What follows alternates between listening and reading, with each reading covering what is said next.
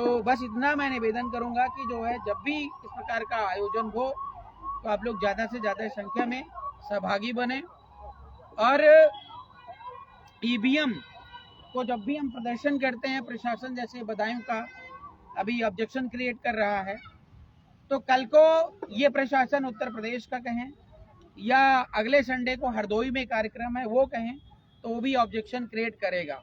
हो सकता है कि हम लोग इस तरीके से जो है ईवीएम को ना जला पाएँ या न जलाने को मिले कह सकते हैं, क्योंकि योगी आदित्यनाथ जी का अगर आदेश है तो फिर मानना पड़ेगा, क्योंकि हम जो है पाकिस्तान इंडिया का युद्ध तो खड़ा कर नहीं सकते हैं।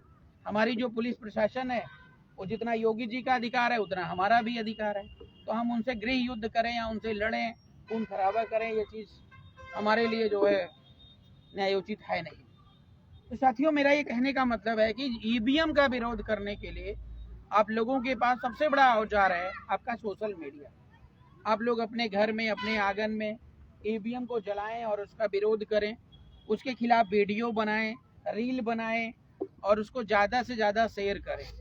एक तरीका तो ये हो गया, और दूसरा तरीका ये है कि जब भी जो है हम लोग कहीं कार्यक्रम करते हैं तो उसको ज़्यादा से ज़्यादा सपोर्ट करते हुए, शेयर करते हुए और अपनी उपस्थिति दर्ज करवाएं।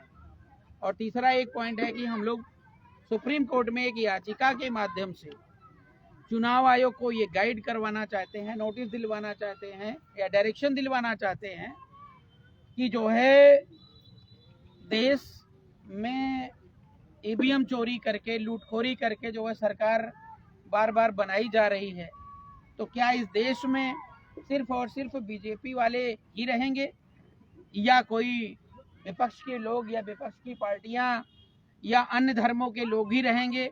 इसका निर्णय जो है सुप्रीम कोर्ट अगर कर दे तो उस आधार पर हम लोग फैसला लेते हैं कि हमको क्या करना है। तो साथियों, और एक बात और मैं आपको बोलना चाहूँगा कि जो अभी बिहार का चुनाव हुआ, बिहार के चुनाव ने पूरी तरह स्पष्ट कर दिया है, पूरी तरह स्पष्ट कर दिया है कि जो है बीजेपी वाले सरकार बनाते हैं और सरकार बनाने के लिए उनके पास एक हथकंडा नहीं होता है, कम से कम 5 हथकंडे रखते हैं। वे पूरी तरह ईवीएम पर निर्भर नहीं रहते हैं। ईवीएम बदलेंगे इन केस ऑफ इमरजेंसी।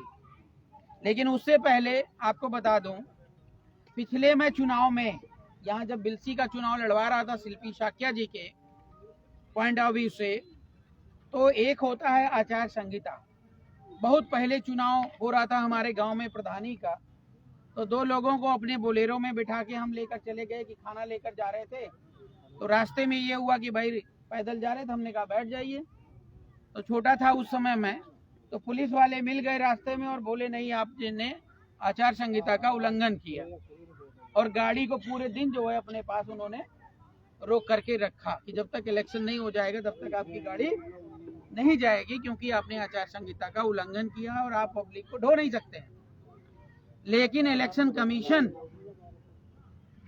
ने आचार संहिता लगा दी बिहार में। मोदी जी आचार संहिता के दौरान बिहार की महिलाओं के अकाउंट में 10-10 हजार रुपए भेज रहे हैं। आचार संहिता का उल्लंघन हुआ, लेकिन चुनाव आयोग मिस्टर गुप्ता जी वो आराम से जो है आराम फरमा रहे हैं, उनको कोई फर्क नहीं पड़ रहा है। कहने का मतलब क्या है कि अब जो है देश के अंदर रिश्तेदारी से, मतलब चाचा और जीजा और साले का रिश्ता, साले और जीजा का रिश्ता बन गया है कि तुम मेरे लिए मरना और मैं तेरे लिए मरूंगा, तो वो वाली कहानी हो गई है। तो आचार संहिता का उल्लंघन नरेंद्र मोदी जी ने या बीजेपी वालों ने, आरएसएस वालों ने पैसे बांट करके जो है बिहार के चुनाव में किया। दूसरी बात, चुनाव के दौरान जो मैंने आपको बताया कि हमारे गांव में आप गाड़ी लेकर के नहीं जा पाया था, मैं गाड़ी खड़ी कर ली थी। इलेक्शन के दौरान में नरेंद्र मोदी ने कम से कम 10-12 ट्रेनों को, मतलब स्पेशल ट्रेनों को चलाया था और उससे लोगों को ढो ढो करके बिहार पहुंचा रहे थे।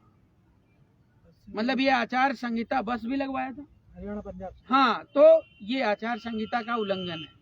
लेकिन चुनाव आयोग जो है अंधा, गूंगा, बहरा बन करके देख रहा है। IT एक्ट नहीं लगा पाया, आचार संहिता के उल्लंघन के लिए जो है FIR नहीं करवाया पाया। हमारे नाम पे बदायूं में FIR दर्ज है, क्योंकि मैं जो है आचार संहिता में एप्लीकेशन लेकर चला गया था और मैंने कहा कि मुझे परमिशन दे दीजिए। तो मैंने रिटर्निंग ऑफिसर से थोड़ा तेज तर्रार तरीके से बात कर लिया तो IT एक्ट में, और बहुत सारे, मैं पैदाइशी क्रिमिनल तो नहीं था, लेकिन बदायूं की पुलिस ने, बीजेपी सरकार ने मुझे क्रिमिनल बना दिया है बदायूं के रिकॉर्ड में। और बदायूं के हर नस के बारे में हमें पता है, इसलिए हमने इस बदायूं को मॉडल जिला घोषित कर रखा है।